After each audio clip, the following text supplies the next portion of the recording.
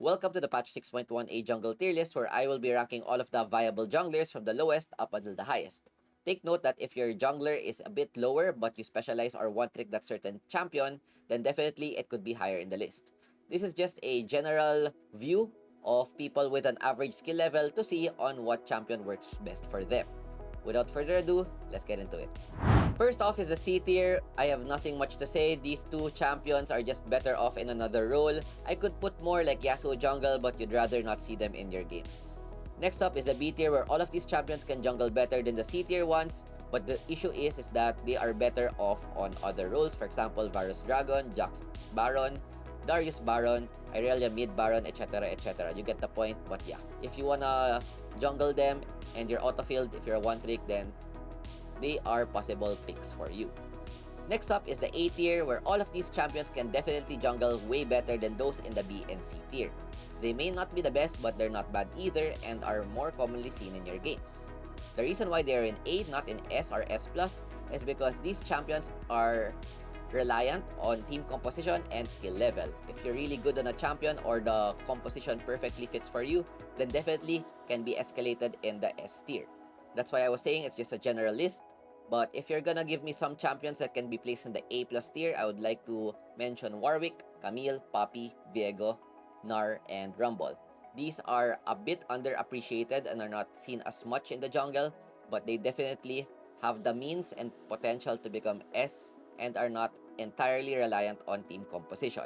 If you want to make Olaf an S tier, then you should be against a lot of crowd control with no dashes, and that's when Olaf can 1v9 the enemy team.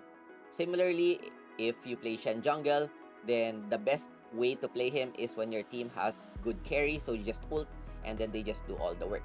That is what I mean where they have the potential to go high or low depending on the situation.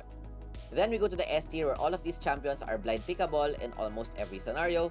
They may have some weaknesses, for example, Lee Sin not having the best late game.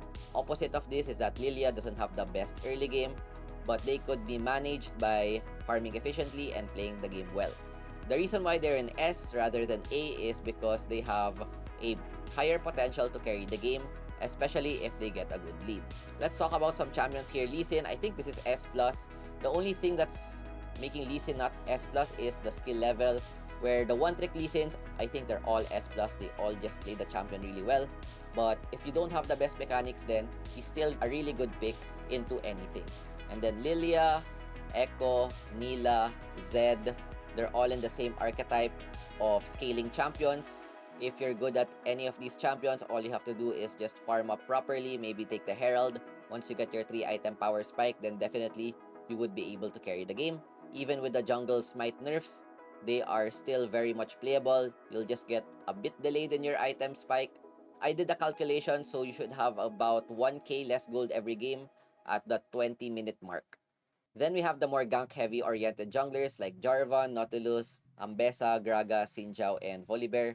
Maybe Gragas could be counted as a late game jungler, but all of these champions have gotten a less nerfs because they're not reliant on farming the camps. They're more reliant on being able to go for successful ganks, which makes them a bit better in the patch right now.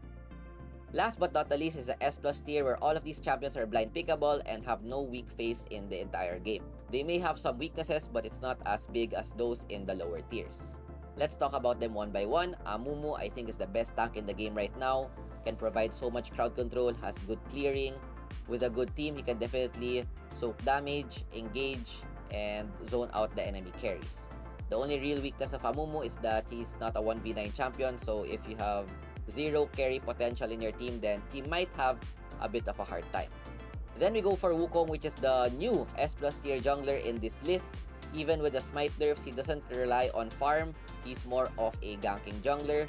He could go for pure damage or even tankier or bruiser, but I think his current build is just for pure damage because of the sudden impact buff, which makes his burst much stronger. He also has a lot of engage, disengage, and crowd control, which is good throughout the entire game. Next up is Riven, who is also a bruiser, but is a bit more offensive than Wukong. She relies on resets, has a lot of micro mechanics and outplay potential, so if you are a Riven main, then definitely this is your patch. The only real problem is she has the highest mechanics out of all of the S plus tier junglers in this list. So you may need a bit of practice and timing, especially when getting that ultimate reset. Last but not the least is Vi, my personal favorite. A bit more defensive version of Wukong. If Wukong is pure damage, one-shot, a lot of crowd control, then Vi is more of defensive. Well, she can also one-shot, but not as strong as Riven and Wukong, but very tanky, has good engage, and the only weakness of her is probably cleanse. But even with that, it's fine. If they burn it, you still are able to do your job and deal a lot of damage while tanking at the same time. And this is the full final jungle tier list for patch 6.1a. I definitely recommend playing any jungler from A to S+. The difference is not that much. The jungle meta is very healthy right now. There's no obviously broken champion compared to before.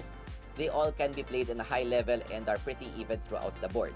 So if you can one-trick a champion from A to S+ tier, then definitely you could climb ranks with any one of these champions. I've seen A tier champions being one-tricked and they're able to get sovereign rank, so don't be afraid just because your champion is in the A tier.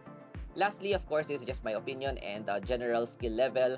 If you have any suggestions, questions, or remarks, feel free to leave them down in the comment section below. That is it for me. Thanks for watching and peace out. Ciao, ciao. Bye.